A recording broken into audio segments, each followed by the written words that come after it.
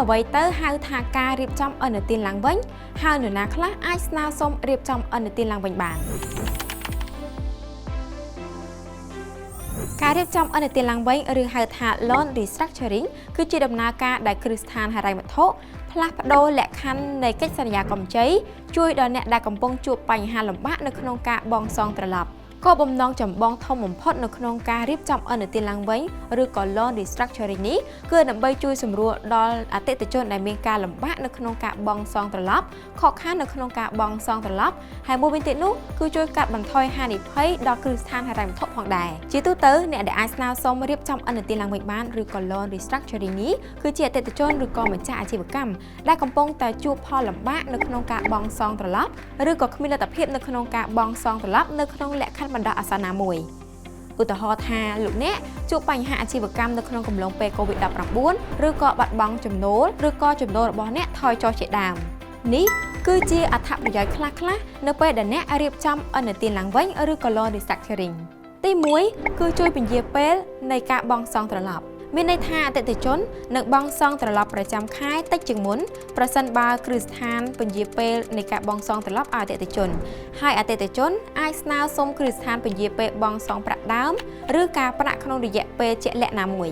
ទី2នោះគឺជួយសម្រួលអត្រាការប្រាក់ឬក៏បន្ធូរបន្ថយអត្រាការប្រាក់ជួយសម្រួលបន្ទុកដល់អតិថិជន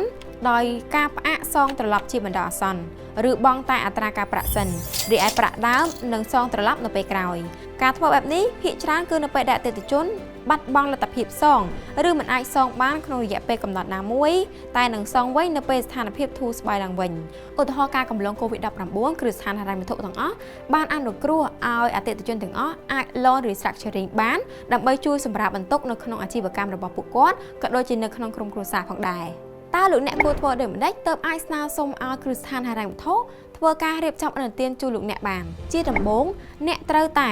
ប្រាប់និងពន្យល់ទៅកាន់គ្រឹះស្ថានធនាគារប្រាប់ពីបញ្ហាដែលអ្នកកំពុងតែជួបប្រទះនិងប្រឈមហើយស្នើសុំឲ្យខាងគ្រឹះស្ថានហិរញ្ញវត្ថុធ្វើការរៀបចំឥណទានឡើងវិញជូនលោកអ្នកជំហានបន្ទាប់គឺលោកអ្នកត្រូវតែរៀបចំឯកសារដែលពាក់ព័ន្ធទាំងអស់ដែលជាតម្រូវការរបស់ធនាគារដូចជារបាយការណ៍ហិរញ្ញវត្ថុរបស់លោកអ្នកចំណូលចំណាយលំហូរសាច់ប្រាក់ក៏ដូចជាស្ថានភាពបំណុលបច្ចុប្បន្នរបស់អ្នកផងដែរបន្ទាប់មកលោកអ្នកត្រូវតែចរចាជាមួយនឹងភាគីធនាគារដែលបើកចំហនិងភាពស្មោះត្រង់ជាពិសេសអ្នកត្រូវតែបង្ហាញពីឆន្ទៈរបស់អ្នកពីការចង់បង់សងត្រឡប់ទៅកាន់ភាគីធនាគារវិញហើយលោកអ្នកត្រូវតែប្រាកដថាការចរចារបស់អ្នកគឺមិនមានភាពលំអៀងនិងមិនមានផលប្រយោជន៍ទៅកាន់ភាគីខាងណានោះទេចាប់ពីចុងឆ្នាំ2024ការ restructure បែបនេះផ្ដល់ផលល្អចំពោះអ្នកជាអតិថិជនក្នុងការរក្សាពិន្ទុឥណទានជៀសវាងខូចប្រវត្តិឥណទានឬអ្នកខ្លះស្គាល់ថាខូច CBC សម្រួលដល់ការបង្វិលសាច់ប្រាក់និងនៅតែអាចបន្តអាជីវកម្មបានធម្មតាហើយក៏ផ្ដល់ទំនុកចិត្តដល់ធនាគារផងដែរយ៉ាងណាមិញការរៀបចំឥណទានឡើងវិញគឺជាជម្រើសដ៏ល្អសម្រាប់អ្នកដែលកំពុងជួបការលំបាកផ្នែកហិរញ្ញវត្ថុហើយលក្ខខណ្ឌនឹងខុសៗគ្នាអាស្រ័យទៅលើគ្រឹះស្ថានហិរញ្ញវត្ថុនិងស្ថានភាពហិរញ្ញវត្ថុរបស់អតិថិជន